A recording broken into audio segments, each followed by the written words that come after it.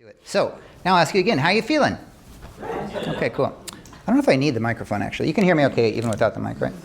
Cool. So, this is a sort of account of the movements that I've been going through in my life. Like I said, sort of moving from like a very secular sort of experience of reality, living in Brooklyn and sort of in an arts context, and then mainly in a digital context. I've been living a very digital life, and this is where Jonathan found me. But I'm sort of scraping and clawing my way to a more sort of present and embodied way of being, and that's kind of what this is about. So this presentation is called Metanoia in the Metaverse. I might have spent too long on the slides. You ever like have a project that you need to do, and you're like, there's certain parts that you should focus on, like maybe like what you're going to say, but instead you end up focusing on, you know, the doodads and the nice like little sparkly things to show everybody. That's what I ended up doing. Maybe it was out of fear, maybe out of uncertainty, maybe I wasn't sure what I was supposed to do when I came here. I also make music, and I kind of wish I'd prepare a bunch of that for you, but that's not what I did. So this is what you have. You have like a bunch of like really high-def visuals. But in a way, it's kind of related to what we're talking about, because the metaverse is this place, that's to say this digital realm that we spend more and more of our time in, is a place of image, a place of self-representation where we curate the way that we show ourselves to the world. And the escape from that, or the way to sort of disentangle ourselves from that intensive mediation and intensive self-presentation, is what this is about. And so that's sort of the theme here. Just to sort of set the stage for, oh, by the way, I should probably warn you. So does anybody have like seizures or anything? I know it's a very forward question, we just met. But there's going to be like a lot of like movement. So we're all good on this? Okay, cool. So voila. If we started out with a seizure, it'd be like a terrible way to begin this presentation. There's a lot going on right now. I've been feeling very intensely. I mean, I also have like my own like sort of mental health issues and things like that. I'm going through personal stuff in my life, but things have just felt very intense. Do you feel intense, or do you feel a sense of like things are ramping up? There's a sense of almost unbearable intensification of certain phenomena that have been in play for a while. The way I'm framing it here is technological acceleration. We're seeing the advance of AI. How many of you use AI? Do you use ChatGPT? I feel like a little bit. Do you have ChatGPT write your sermons? No. If you just said yes, like... That's ridiculous. Yeah. It's going to happen, though, I feel like. I mean, Yeah, it does happen. I'm sure it happins already. It overwhelms me. I mean, I engage with it sometimes. I've been experimenting with chat. We have nice conversations sometimes. I call him he. Do you gender your chat?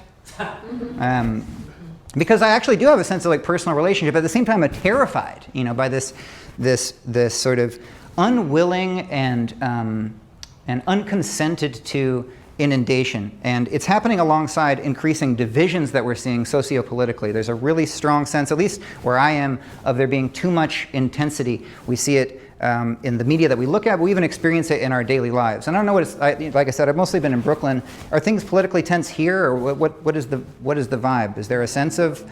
It's not like Brooklyn. It's not like Brooklyn. Round of applause for my mom and dad, everybody. This is John and Michelle. They live in Buford, which is not like Brooklyn. But there's just a lot going on. I've been feeling this intensity, and I've been trying to find a way to sort of describe it. And I've been developing this concept. So this is kind of the main concept that I want to try and express to you while we're here. This idea of metification. I usually, my day job is teaching, so I like to make my students repeat things. Do you want to repeat it? When I say metification, you say metification. Wait, I haven't said it. Well, I guess I said it technically. All right, one more time. Metification. You're like really eager to do it. This is amazing. Metification comes from this Greek prefix meta, which means with, after, or beyond. It's a very ambivalent prefix. We see it a lot because it's like being meta. Like if you're talking about the meta level of something, it's commentary about something. It's also the name of a company, the company Meta that used to be Facebook. There's one of the main things that promulgates this sort of technological inundation by offering us more and more media about stuff. So this is my term for the moment where you sort of cross a threshold where the media that you can consume is more immediate than your actual immediate experience of reality. There is more media than there is that about which the media would be. Does that make sense? The way that you encounter reality, first and foremost, when like you wake up in the morning, you reach for does anybody reach for your phone like the first thing that you do, like when you wake up in the morning? This is something I'm trying not to do, but I just end up doing it. The experience of the representation of reality becomes more primary than reality itself. It's kind of abstract, but do you follow me? Just judging your faces. You look quizzical, but maybe you're just deeply engrossed in the idea. Maybe you're also thinking, hey Nathan, this doesn't sound like a new idea. This sounds like John Baudrillard's concept of hyperreality. And indeed it is. It's very similar. This is a sort of precedent for this same kind of concept. Mine is called metification because I like it better. That's the first reason. And I didn't think at first that John Baudrillard had already had the same concept because it just wasn't occurring to me at the time. And so I decided not to rename it. That's the primary reason. The secondary reason is because my word is a little bit of a different emphasis. Hyperreality is this concept that comes from this philosopher Baudrillard who's in the critical theoretical tradition. If I say critical theory, do you know what I mean by that? It sort of arises out of Freudian theory and Marxist thought, and it's very postmodern in nature. It's sort of deconstructing meaning and looking at the different systems of power that force meanings on us. Anything you could possibly believe, according to sort of the postmodern viewpoint, is something that's been given to you and kind of put in your brain. And Baudrillard says that we're so inundated by media that this representation of reality precedes actual reality, but he would also say that it's representations all the way down. There is no ultimate reality to get to for Baudrillard. Does that make sense? Because Baudrillard doesn't have a theological underpinning. There is no sort of absolute source. There's no contact point with the source of all reality that you could hope to get to in the first place. My idea with metification is that there is that source, so it's a little bit more of a theologically inflected word. But just to illustrate it more, this is a graphic I really put some elbow grease into, so you're welcome. Here you go. This is a picture of the moon. But if you ever had a moment where you're like looking at a beautiful picture, like even when I came in here, I was like, this looks like a movie. You know what I mean? But that phrase, or like looking at a picture of the moon and be like, that looks like a picture perfect postcard of the moon. That thought in your head, where the encounter with stuff as it actually is, seems like an impression of what actually is. That's sort of what hyperreality and metification are about. And sometimes when I'm talking about this stuff, people are like, go touch some grass. This is a very frequently said thing on the internet. Why don't you just go touch some grass? Nathan, have you heard this phrase before? Have you ever touched grass? Sounds like a euphemism. But the problem is, even the touching of grass becomes sort of a thing. There's a way to sort of touch grass in the immediate sense, but it's now sort of, it's mediated by this desire to touch it and film yourself doing it, or to represent yourself doing it. This is, do you feel this at all? Do you understand what I'm saying? It could be a generational thing too. You know, I'm 38 years old. I'm still trying to figure out what I'm doing with my life, you know, but that's okay. Some of you are older, maybe it looks like. Some of you are younger. And it could be a generational thing, but does anybody feel this feeling, the sense that everything that you do, you kind of are already imagining what it looks like to record yourself doing it, or how it would be perceived by someone? Not at all, not at all. Well, that's good. Round of applause. Yeah, she's not 38. I'm not saying that it affects everybody equally. It could also just be my disposition, but I would argue that this process is something this is exacerbated by our technological apparatus that we find ourselves in the midst of right now. Here's another graphic. And again, the notion is that if we're trying to get back to immediacy, you know, what is that immediacy and what does it consist? And what do we actually encounter there when we land on the immediate? I also do think it's crazy that a company like Meta can just take a word like this and so self-consciously appropriate it to represent the commodification of reality. You know, to be meta, to take this word that refers to the idea of living sort of beside or beyond what actually is, and then actually make that the way that they express themselves to the world. The transparency of it is very striking.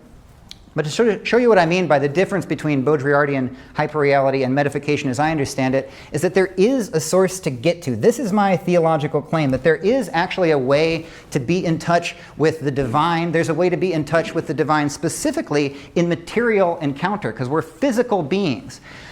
Christianity, anybody here Christian? Good. There's a church like right over here. It's a very incarnational religion. The central claim is that God entered created reality and took on flesh. And so the place we encounter God is in material reality. It matters to actually be together in our matter. Maybe you do the live stream at church, and that's awesome. But there is something important about actually being together. The most sort of immediate assertion of this in Christian theology is the Eucharist, that literally in a certain moment you can, with your flesh, consume God's flesh in a certain sense. Or maybe if you're Episcopalian, you take in the real presence. But the idea is that encounter is possible. Metification then is something that gets in the way of that sort of immediate encounter by taking us away from our bodies, or sort of out of our embodied state. And if this image is kind of meant to evoke the Eucharist in a sense, because that's the thing that's sort of at stake here. But something that's been happening that's very curious, and I don't know if any of you have noticed this, is that a lot of people are returning to traditional forms of religion. There's a lot of argument about the statistics about this, but I think at least Catholic churches in America are reporting a 30 to 70% increase of congregation members, and most of those people in that increase are Gen Z, so younger than me. Anybody here Gen Z? Henry and Agnes are, much younger. So have you become Catholic? But that's what the Catholics are saying. There's a lot of this thing called digital evangelization that's going on, and particularly... What's that? My daughter became Catholic. Is it because of this? She really got into the whole, Bishop Barron and the art. Okay, exactly. Yeah, so Bishop Barron is an example of one of these digital evangelists.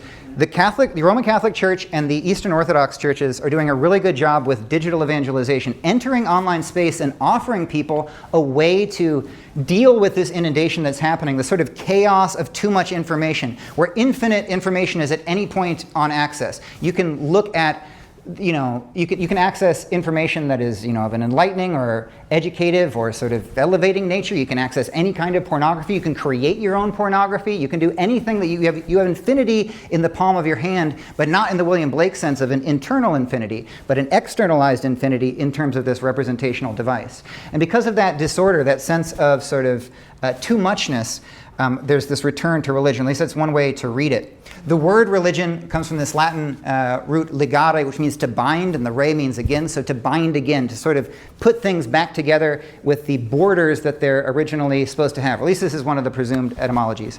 And so religion, in a certain sense, is about being able to engage with habits and practices and boundary conditions, a way to be, a way to actually live.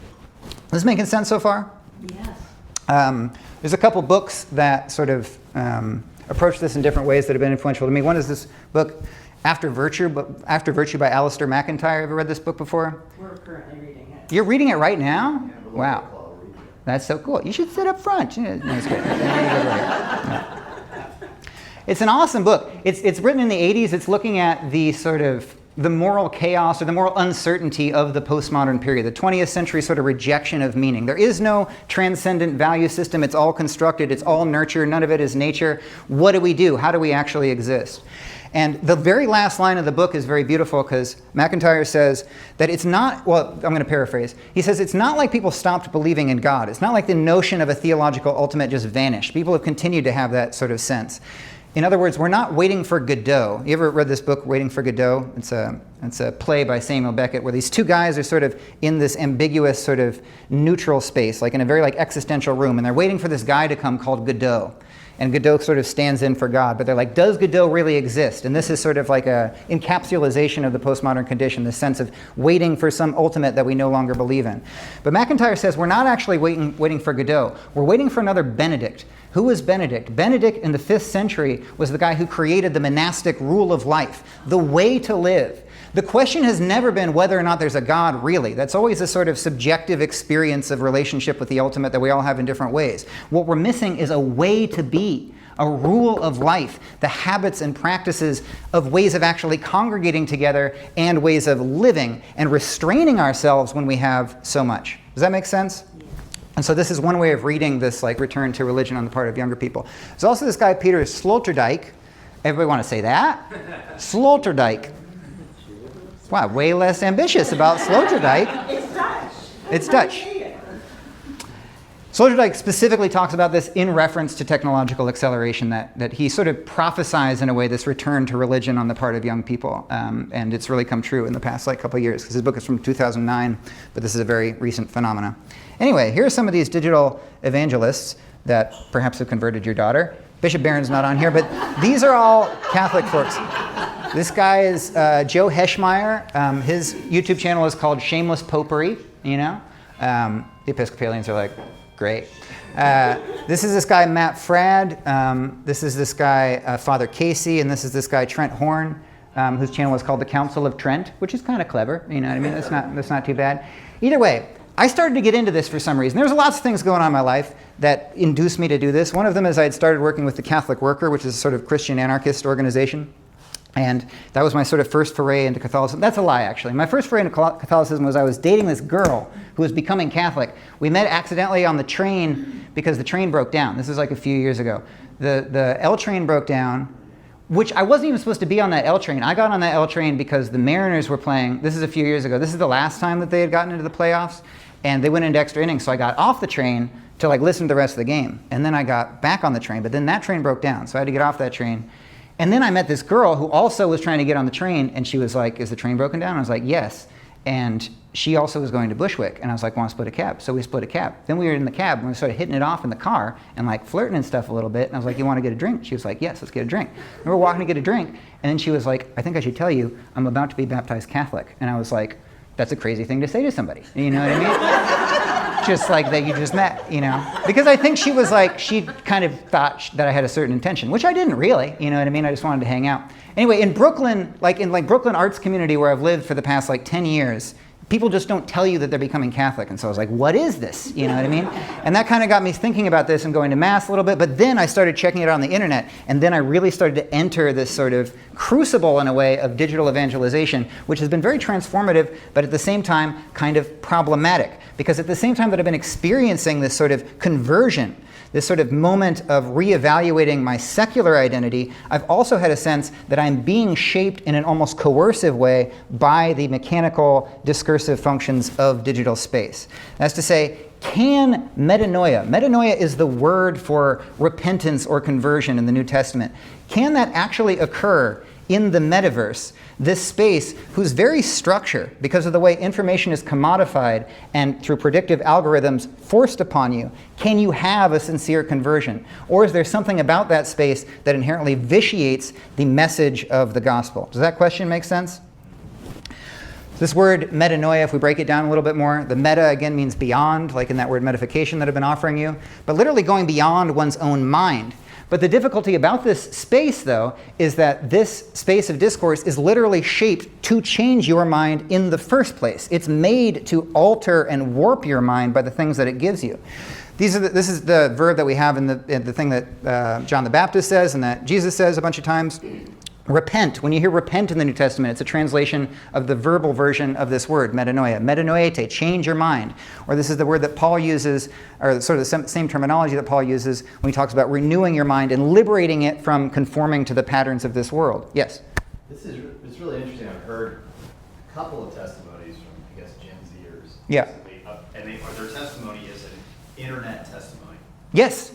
Yeah. This is like that's the New Testament. It's like where they go and they've run into this person and they listen to Jordan Peterson a lot. Yes. And they move on to something else. Yeah, there's a track that people are following. Yeah, exactly. And it's this, the terminology sort of lays bare the disturbing aspects of the structure of it. Like, for instance, the word conversion is what's used in digital marketing, like in internet speak, for when you get somebody to click on something.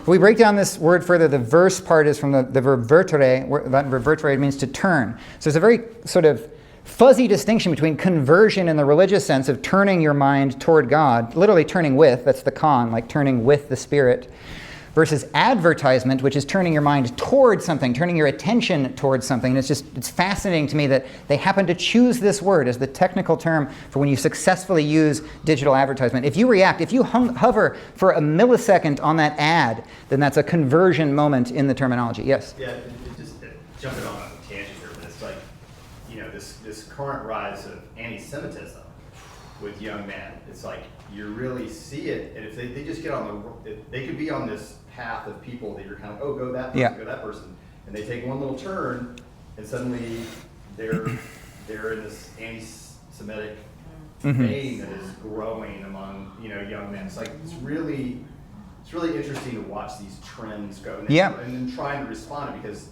they're like captive audiences to whoever.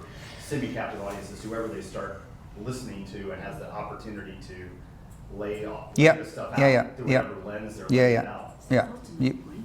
You've got the whole thesis. We can just end now. What is your name, my friend? It's Brian. Brian. Right. But I am going to leave because I'm going to come and embodied experience singing in a compline choir at another church. I'm glad you get it then. It's not like I'm offended. I'll just be running off. No, that's okay. That's okay. Thank you, Brian. You're picking up exactly the point that I'm trying to make, and sort of connected to it, a way of sort of describing, or a term that's been used in the criticism of some of this phenomenon, is that what it's producing is not true conversion, but a term called identitarian Christianity, where it's not so much about actually becoming Christ-like. It's not so much about sort of following in embodied physical space or in your experience in the world the precepts that Christ invites us to, but a sort of performance of an identity. It's not so much a way to be, but a who to be, a what to be, something to identify as. These are some pictures of Brian's daughter. Just kidding. These are some trad. I'm just kidding. These are some trad Catholics, quote unquote, which is one of the sort of terms that's used to describe some of the digital converts that we're talking about. This, you can't really read the text, but this is somebody wearing a veil, which is something that Paul tells us to do. You know what I mean? You're not. Episcopalians seldom do this, but veils look very nice. You know. But the thing about but Paul's injunction to wear veils, it's probably not so you can draw attention to yourself, so you can draw less attention to yourself. But the paradox is kind of captured by this caption. This woman says, "I don't veil to fit in. I don't veil to stand out. Veiling isn't about me. It's all for him." But this is on TikTok though. So this. And again, I don't mean to be critical of it, because I'm not trying to say that there's nothing good about operating in this space, because this is a space that you can reach people. And I'm not even trying to question these people's faith. I'm merely questioning the form that it tends to take as related to the way the digital space is designed to function. And it's sort of perhaps in contradiction to some of the things that we are invited to do. Because if in our self-representation in the world we end up being not ourselves, or certainly not being Christ, but being not just ourselves, but being at ourselves. We're literally meta ourselves. We're standing adjacent to ourselves. Even the logic of the handle sort of shows this. Rather than just being me, I am at me, you know. I'm located at myself, like a resident at a certain brandification of my being. And this tension might exist like throughout all of the faith in general. There's another little graphical moment for you. There's St. Paul. Like, what would Paul have done? Because it's kind of an interesting paradox. Would he have been at Paul the Apostle? Switches his name from Saul to Paul. It's the more Roman name. He literally says, "I've become all things to all people, that I might by all means save some." That probably would include getting a TikTok or an Instagram, you know what I mean? But at the same time, would it be possible for him to enter that space and actually get the message across effectively? Or is there something about the nature of the space that inherently vitiates that gesture? And what is the gesture? The way he talks about it in Philippians chapter 2 is kenosis. The thing about Christ is that he empties himself. In no way is he trying to reify himself as a finite, representable ego. And it's precisely because he empties himself of himself that Jesus becomes the name above all other names. You follow me? In a way, you have to care as little as possible about your own being or your own name or your own brand in order for your name to be the ultimate name. But this reverses the gesture by externalizing that self-representation. This is, okay, right, this is the pièce de résistance in terms of like the graphics. See, you ready? I'm going to click the button a bunch of times. So I tried to make this little sort of representation of what this experience is like. Let's say you start out with a sincere religious interest and inspiration. Like the Holy Spirit is actually moving you to move into this form of religious belonging, be it Catholicism or Orthodoxy or what have you. Maybe it's, you know, a different denomination. And so you start doing a little bit of search and discovery, and you're looking on the internet for some stuff. But your phone knows that you're doing that. So it's going to start giving you more of that same thing. In other words, it's different than just hearing it by word of mouth. You're now receiving everything that, even in the minutest sense, you literally hover for a millisecond over some Christian content versus some other content. It'll give you more of that content. So now you have a religious identity that's been curated by that process. It's not your free will. Maybe that's the operation of the Holy Spirit, but it doesn't seem like it's a sort of clean encounter with it because it's mediated by this process. That in turn leads to more search and discovery electively, but that in turn leads to more reinforcement. And as these colors get darker, we get a more and more concretized sort of version of what it is to be religious. And then we have this, as I'm calling it, a metafied religious identity. You follow me? Other strange and disturbing things. Well, I don't want to, I'm not eschewing any of this. I'm not saying that these aren't sincere and legitimate sites of spiritual encounter. Far be it from me to say that. That would be way too simple, and that's the whole problem and complexity here. But here's some things that I feel strange about. This is an AI app called Truthly, which is the first Catholic AI. You can just ask it anything about the magisterium and it'll give you the answer, but you can actually talk to it. So it has a pastoral dimension. You know, you can ask it questions about something that you want to learn about, and you could maybe like give it some pushback about something, and it'll respond to you, and it'll actually ask you follow-up questions about your spiritual well-being in reference to that information. And so the question is there something problematic about that, or is there not? Where does the relationality of the spiritual experience actually have to occur? Does it have to be with a flesh and blood human? That's probably too much to say as a blanket statement, because you can have an experience just with the Bible, which is a text that takes thousands of years, takes a lot of evolution to come to us in the form that it now has. But also something feels unsettling about it. This is an app called Hallow, where you get to pray the rosary, sort of in an automated way, where it gives you the different prompts and things like that. This is probably more sort of simply problematic. This is Sora, an AI generating app that has Jesus on a giant gerbil, which is a little bit less scriptural. I guess a capybara. Yeah, it's a capybara. Sorry, forgive me. Thank you, Brian. Once again on point. Read all the books, knows all the animals, leaving early. But it just brings up questions. There's been many eras, or several eras of iconoclasm in the history of the church, right? There's the iconoclastic era in the Byzantine period. There's the iconoclastic moment during the Reformation, where it's like, let's get rid of all the images.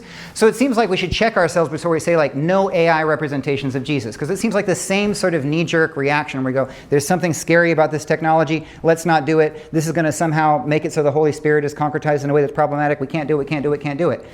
At the same time, though, on a gut level, something feels strange about this to me. And so it's a question of what we do with it. But as we ask that question, we have to ask, are these things even separable? This is the media theorist Marshall McLuhan. You ever heard of Marshall McLuhan before? Yep. Finally got you. No, Brian's nodding. Yeah. So McLuhan's famous dictum is the medium is the message. He's responding to mid-20th century media explosions like television and radio and things like that were reshaping culture in ways that were disturbing at that time. We're further along this arc of acceleration. But his notion is that it's not as though when you encounter a given piece of media that the content of that media is separable from the medium itself. In other words, they're always just one thing. And so if you're encountering Jesus online, maybe you're really encountering Jesus, but it's a different kind of Jesus encounter just inherently. We shouldn't expect it to conform to the kind of encounter with Jesus that you would have if you're reading Scripture principally, or if you're receiving Jesus in the Eucharist, or if you can't read because you're a medieval peasant and you're just receiving what happens in the brief homily at a medieval mass or something like that. Those differences are always going to radically reshape what the nature of that encounter is. So just to complicate it. So to sort of summarize some of the stuff that we're talking about, still doing okay, by the way? Feeling all right? You following me? Okay. The thing that we're sort of searching for in this demedification is the sacred, and I think the thing that young people are searching for is a re-encounter with the sacred amidst all the things that are going on. It's a rejection of the sort of chaos and excessive multiplicity of infinite access to information. In order to have that, you have to have a boundary, and within that boundary is the sacred. This is kind of the fundamental linchpin of what religion is. Think about in Leviticus, how often do you think about Leviticus? When was the last time you read Leviticus? Brian's like, I was just reading it on the way here. In Leviticus, we have all of the ritual prescriptions for what you're supposed to do, how you become clean, how you become unclean. And maybe we don't follow all those same practices, but the point is this, that there is a sacred space that you can step into, the tabernacle, and you have to be clean to get in there, and there's a very clear boundary. Without boundary, we cannot experience the sacred. In other words, the sacred, the etymology of the word sacred is literally that which is cut away, from the Latin verb seccare. You can't have the sacred without the profane. You can't have identity without non-identity, without the thing that you're excluding. And the desire seems to be to come up with these concretized identities to reclaim the sacred, but then the question is that really the sacred, or is it a sort of identity mask, or a sort of performance of the sacred that's not really real? Or is it in fact the real thing? Is it actually the presence? And that becomes a theological question about when we draw these boundaries, are these boundaries real? Because maybe somebody who's critical of the very elevated Eucharistic doctrine that Roman Catholics have would say that too is a kind of performance of the sacred, or a kind of idolization of the sacred in concretized space. You follow me? Mostly I just thought the graphic was cool with the, So, questions of the difference between who to be and the difference and how to be, and whether these identities are actually giving us behavioral changes, which is sort of a subspecies of a larger set of questions about the relationship between value and action. What do we actually believe? What do we actually hold in this world? And then what does that actually cause us to do? And does it cause us to do anything? Or when you get converted in digital space, do you actually not transform your life at all? And if you do transform your life, along what lines do you transform it? I've been thinking about these things for a long time because I've been making stuff on the internet for a long time, as Jonathan was saying. Because my background's in philosophy. I did a doctorate in classics a bunch of years ago.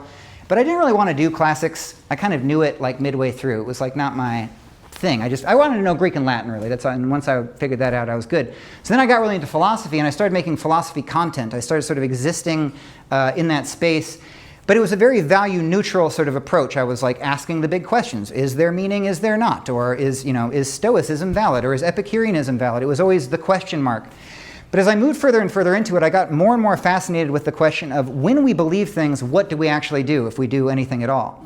And so I started doing this class, or conducting this online class called the Intro to Philosophy for Ecological Action, which is where I met Amanda, who I'm just meeting for the first time in real life. Round of applause for real life and for Amanda. Yes, very nice. And it was kind of concerned with this question. What philosophies do you engage with, and where does the rubber hit the road in terms of like actually doing stuff? And so it was a class that was meant to get you in touch with your ultimate values and then ask you about how that could reshape your behavior, specifically in the ecological context, what you do with your matter. And the class was really fun, but mostly people didn't actually do stuff. And Amanda is an exception actually. Another round of applause for Amanda. Mostly people just wanted to talk about the ideas. And I realized that I myself, in all of the content I was creating, even though I was maybe asking good questions, was still participating in this metification process, where in a way, the more I talked, the less stuff actually happened. And then I kind of started to have like a psychological spin out, because I was like, what am I even doing? And I had a bunch of funding that came to me to like make more content and to like make like a feature piece, but I just couldn't finish it. I like put together most of the stuff, but then my mental health was starting to go, and I was just, I was doing this type of stuff. I was just feeling like I was freaking out. Also, there was a lot going on with the girl that I was dating, same girl that I was telling you about. Either way, I spent all the money just like sort of very ambiguously, not like on anything special, but I just mismanaged it, never got my project done, and really felt like I sort of hit a wall. It was like a real sort of melting in digital space where all of my being was on the internet. I felt very cut off from reality, and there I was talking about these big questions about like how do we live our lives, but I felt like I didn't actually have a life to live. You know what I'm saying? So that's what was going on until recently, when I sort of had a bit of a conversion experience of my own. And it's not just because of those influencers. In fact, it really wasn't because of those influencers. It was mostly because of that relationship, which led me to going to this place called the Catholic Worker. Anybody familiar with the Catholic Worker? Heard of the Catholic Worker before? Yeah, Dorothy Day, whose birthday was just yesterday. Yeah, happy birthday, Dorothy Day. Happy Dorothy Day. Dorothy Day was this activist from the early 20th century. She was originally involved in like the labor movement and was kind of like a socialist radical. But she ended up getting converted to Catholicism and then founding this newspaper called the Catholic Worker, and this movement that surrounded it, where there's houses that still exist all over the country called houses of hospitality that are about living the gospel in an extremely radical way, like basically taking all of Matthew 25 very literally, where it says, when you visit someone in prison, you're visiting me, or when you clothe the naked, you're clothing me, when you feed the hungry, you're feeding me, and if you don't do that with the people you encounter, then you're literally not serving me. So it takes that very literally. Catholic workers basically, they're lay people, but they take an informal vow of poverty, chastity, and obedience and live together in these community houses in cities, and anybody who needs a place to stay or needs anything, any time of night basically, they take care of me. They just live it. And then they also publish this newspaper. So I got involved with them and started doing this community gardening project with them, creating a rooftop garden on the top of this house of hospitality in downtown New York. And something started to change in me. I started to actually experience the conversion in the sense that I'd been looking for. And I don't know if the best way to frame that is that was the Holy Spirit working in me. I don't know if the best way to frame it is because it's literally because of the Roman Catholic Church, or because of my friends here, or because of all of these things, or perhaps more importantly, because of the literal doing, that something began to actually sort of change in my psyche. And so I began to experience what I would call this process of demetification, of returning to my embodied self through the doing, through helping people out, through actually working in the soil. And maybe that sounds simple, like I could have just done that all along, but something needed to get cleared, and the clearing took a theological form. One way of thinking about this demetification process is a re-racination process. There's this term from the mid-20th century called deracination, that we're uprooted. We've lost our roots. We no longer have the shared cultural practices, kind of like we were talking about, that bind us all together. We're also literally removed from the soil. And so in a certain sense, it's about becoming radical again, in the sense of radicality rootedness in a literal sense, like literally having yourself in the soil and having shared practices with people.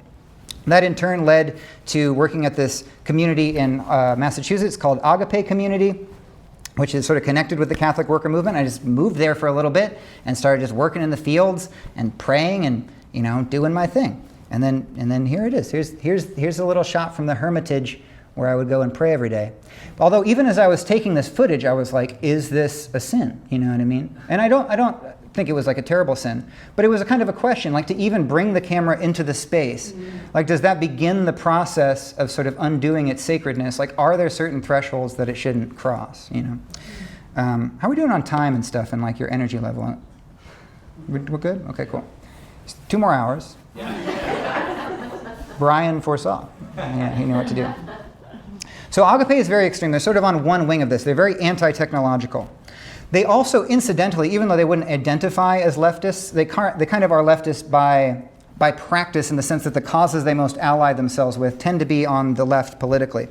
And so I'm fascinated by the way that people who profess the same thing, the same ultimate value, starting from the same point of transcendence, can nonetheless be so different in their application of it. There's that same guy, Matt Fradd, one of the digital evangelists we were talking about. There's a conservative techno-Catholicism that's emerging that tends to lean toward the right politically and is converting a bunch of people in digital space to these very conservatistic sort of frameworks, both theologically and politically. On the other side, there's an anti-technological leftist or liberal Catholicism that's moving in a much different direction, but is actually kind of dying. And one of the reasons perhaps it's dying is that it doesn't want to advertise itself. It's not entering that space. And so very few people end up coming. Most of these communities that I'm involved in, most of the people are like above 65. There's like sometimes young people who are coming in, but they're not experiencing the same robust influx of people. And it's kind of a shame that they're split this way because they embody different sides of what it means to be faithful. We can think of it as the difference between right belief, like literally what's your creed, orthodoxy, that's the meaning of the doxy part, versus orthopraxy, right action. Because if you're converted in digital space and you go to confession, you'll probably tell them like, you know, I masturbated. That's not what we're supposed to do. But you probably won't confess, I didn't feed the hungry this week, you know. But that's, in theory, equally part of it. In fact, it's probably more part of it. You know, there's much more verbiage about that in Jesus' words than there is about your individual sexual habits, you know. But it's not what ends up getting emphasized in this thing. Nonetheless, what I still find fascinating is that in spite of all those differences, all of these people consider themselves Catholic. All these people consider themselves part of one communion, which seems to me like a really crucial category for thinking about what our interaction with religion is now in this technologically mediated and increasingly sociopolitically divided age. And so what's more important, being with one another or agreeing with one another? Because in a certain sense, even though those folks don't agree on much, they still go to Mass together. They will see each other at Mass. This has been on my mind, and maybe it's been on your minds, Anglicans and Episcopalians, because of the stuff going on in the Anglican communion. So I'm at Yale Divinity School right now, and I'm doing the Berkeley Episcopal Seminary, because even though I became Catholic, like maybe I want to become Episcopalian. I don't know, there's a whole lot of stuff. We'll talk about it later. But the problem is that recently, as you know, there's this divide that's emerged in the Anglican communion because of, well, there's been tensions mounting for a long... Are you familiar with this, by the way? I don't know how often this comes up. But with the election of Sarah Mullally as the Archbishop of Canterbury, it sort of provides the occasion for, I don't know if the split is official, but at least a bunch of the communion has said that they're going to leave, or to know, and has indicated that they refuse to recognize her as the head of the communion.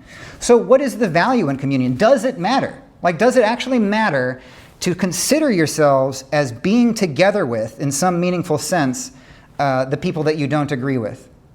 Or does that not matter because what you have to do as a Christian is to do what you actually believe and follow what you actually believe? And if you're a conservative or a theologically conservative person, you need to reject, for instance, certain things, and you feel deep in your heart that you literally cannot have a female bishop. Maybe you feel that super strongly. At what point does something get transgressed to a point that you have to leave, and at what point are you leaving because your identity wants to affirm that? See, does that question make sense? Now, I've been problematizing digital space a bunch and sort of bringing up all the ways that it's icky and bad. But there are some exceptions to that. Here's this Gen Z guy named Richard Ackerman, also known as Redeemed Zoomer. Anybody ever seen this guy before? Redeemed Zoomer I don't agree with everything that he puts forward theologically. He's very theologically conservative. I tend to be a little bit more theologically elastic. But one of the things that fascinates me is that in the event of this split that just recently happened, he's this conservative Gen Z kid who's sort of in the same sort of continuum that we've been talking about, urging his conservative Anglican and Episcopalian followers, of which there are hundreds of thousands, to stay in the churches that they don't agree with. He's trying to convince them not to leave. It's a conservative trying to convince fellow conservative young people to stay with the liberals. And there's something about that that just really inspires me, because again, I don't agree with every one of his theological positions. He's much more conservative than I. But the very fact that he's trying to get people that he disagrees with to stay together, precisely because worshiping at the level of the transcendent, shared recognition of the nature of the transcendent, is more important than the conclusions that we draw behaviorally from that shared recognition. Or the way he put it a little bit more bluntly, I'd rather worship alongside a gay Trinitarian than a straight atheist. Which people just don't say that, you know what I mean? Here's somebody who does not affirm queer identity. I do affirm queer identity. That's just something that I'm enculturated to feel in my heart. Like I've been living in Brooklyn for the past long while. It's, just who I am. But I love this quote. I think this is beautiful. That the notion that you are in communion with somebody because you have the shared understanding of Jesus is way more important than whether or not you think the other person is sinning or has drawn the wrong conclusions from that. There's this guy who wrote this book, Biblical Critical Theory. His name's Christopher Watkin.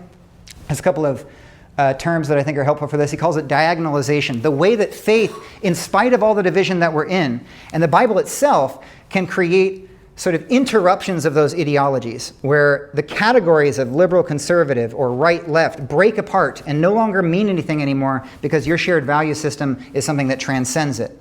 So focusing on that transcendence rather than the imminent sort of contingent differences between you. And this also goes both ways. Up at Yale Divinity, I've made this friend named Lauren, who is a cradle Catholic, been Catholic her whole life.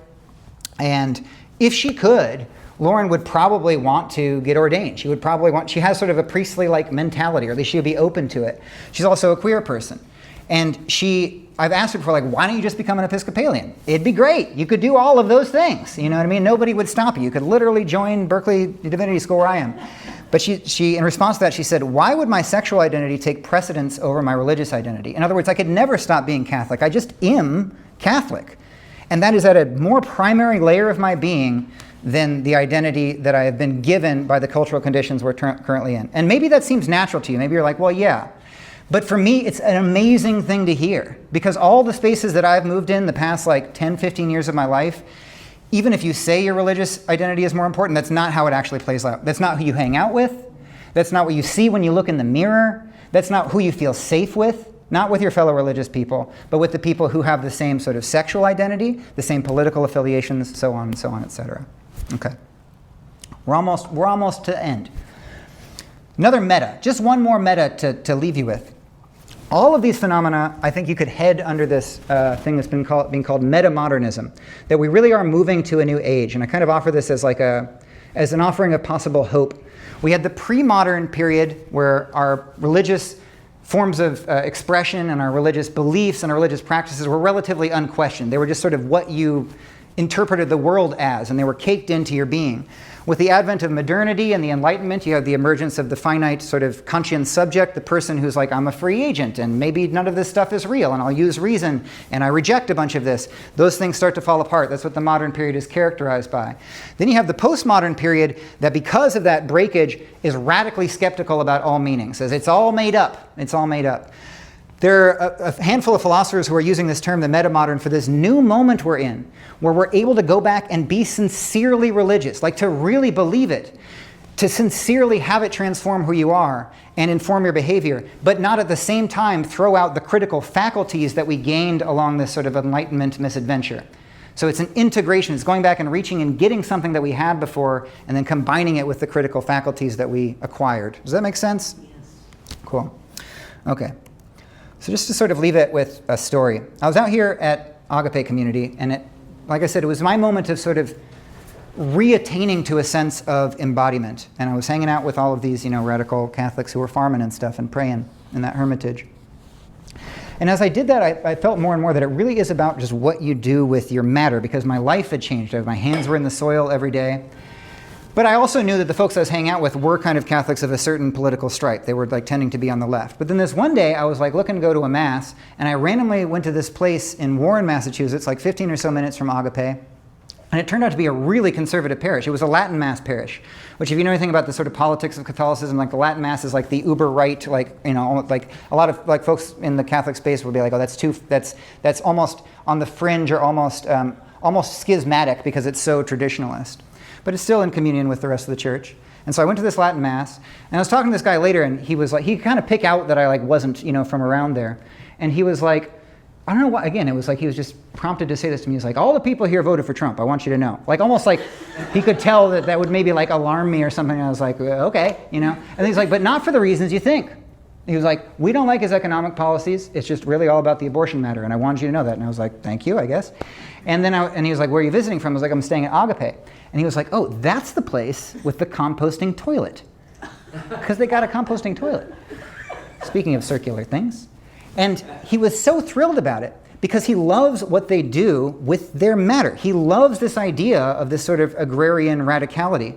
The Agape folks, if you say the name of Trump, they're on the left, and they're like boomer age, you know what I mean? And they're very leftist, and so you say Trump, and like literally they get very panicked, you know what I mean? Like it's to them, they have to like really flex to pray for him. They're like, I'm going to pray for Trump now, and it's like really hard to do because they just can't imagine, you know, someone agreeing with them. We'll visit them sometime, Dad. It'll be a whole adventure. But I thought this was a beautiful thing, that it doesn't really matter who you vote for. It matters where you gather to receive Jesus literally into your body, and it matters whether or not you compost your poo.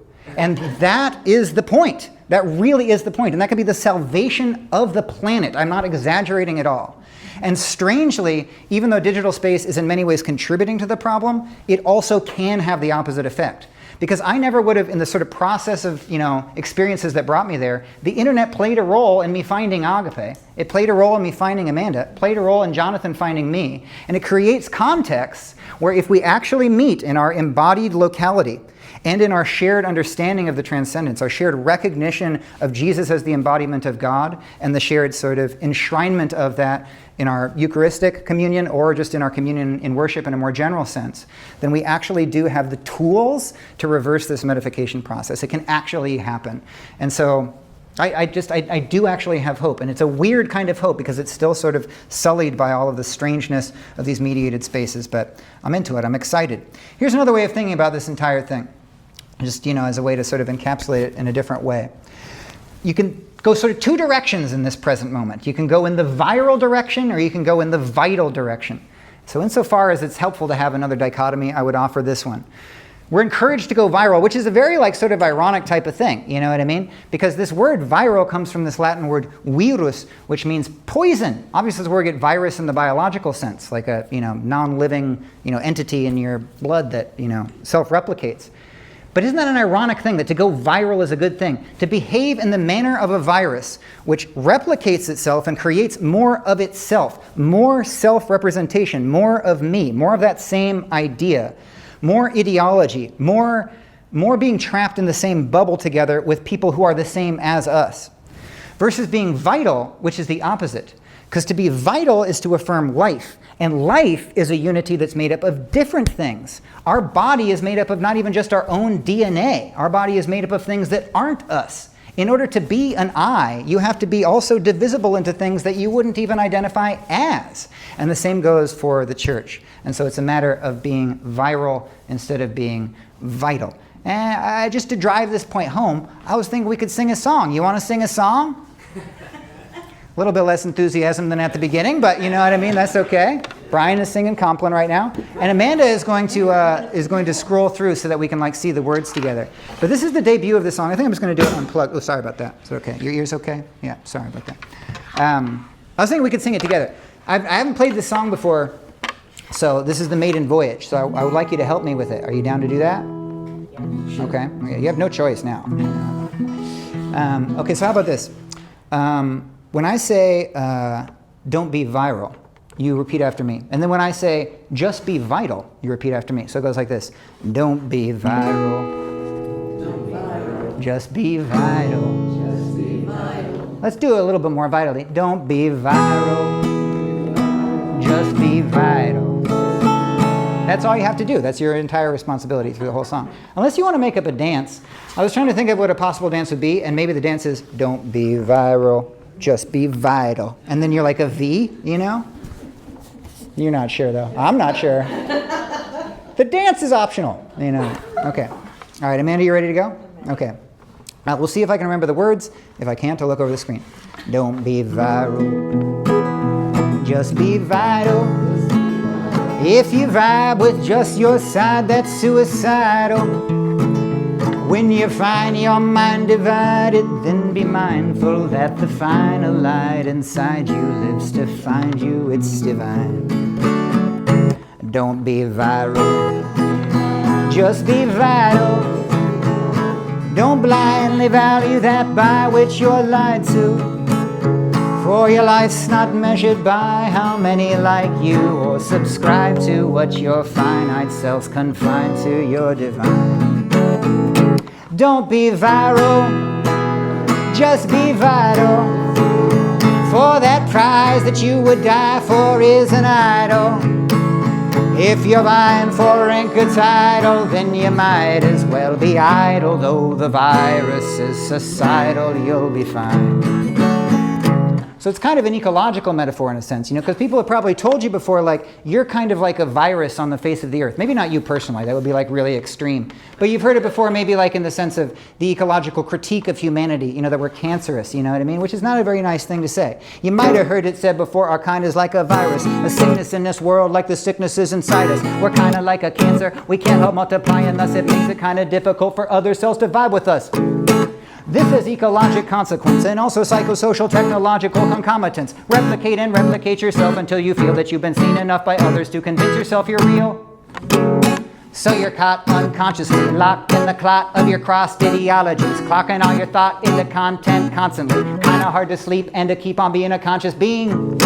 See the link that's on my page, between the dream fading and the meaning of my age. Living in the vision of the image that I saved as a free self-expression to which I am enslaved. In spite of all my rage, I'm just vibing to the choir, turning and turning in the widening gyre. Everything is energy, but I've been getting tired. I'm trying to hear the voice beneath the lightning and the fire. I'm inspired, I'm crying in the wilderness at everyone to everyone, struggling for influence, saying what the issue is itself becomes an insolence, stuck between your ego and your own indifference. I made my point, now stay a while, stare at the void and wave and smile. A billion people seeing something doesn't make it true, so just be you, and when you do. All right, you ready? Let's do the dance this time, let's try it. Why not? Why not? Don't be viral, just be vital. If you're only on your own grind, you'll go psycho. For the vines that bind your minds are intertwined with your design. So leave behind what you have pined for. Take your time, relax, don't be viral, just be vital. For you might go blind by writing your own Bible. While you might outvie your rival, you'll still find them on arrival, intertwined in endless cycles, endless time. Got my mind on myself and myself on my mind, and myself on myself, I'm a hell, it's a grind. Trying to find myself, a finite infinite as I spread on the internet my motherfucking image. I'm a cell on the map, then I got on the app. I got followed by my shadow when I followed it back. I'm on a track, matter of fact, I remake myself. I create myself until I hate myself. I'm a spread and sell the cell of my being. Am I even me? Am I in a meme? I don't want to live, I just need to be. I don't want to cover the world up in me. Such did I mutter, here where my meat is. Let's put this speech on St. John's social medias. Trying to find myself in an internet search. Might find it at St. John's Episcopal Church. Your ego's not your soul, whatever that is. It isn't your image, it's you that lives. Whoever you are and your truth or your lie. Don't even hate the virus, maybe even it's alive. We live our lives in each dying cell and be beside ourselves and be at ourselves until we shatter ourselves and at last go free. Because all you really have to do is be. Don't be viral. Just be vital. For the fire inside your mind will survive you. When you find yourself divided, just be mindful that the final light inside you lives to find you. It's divine.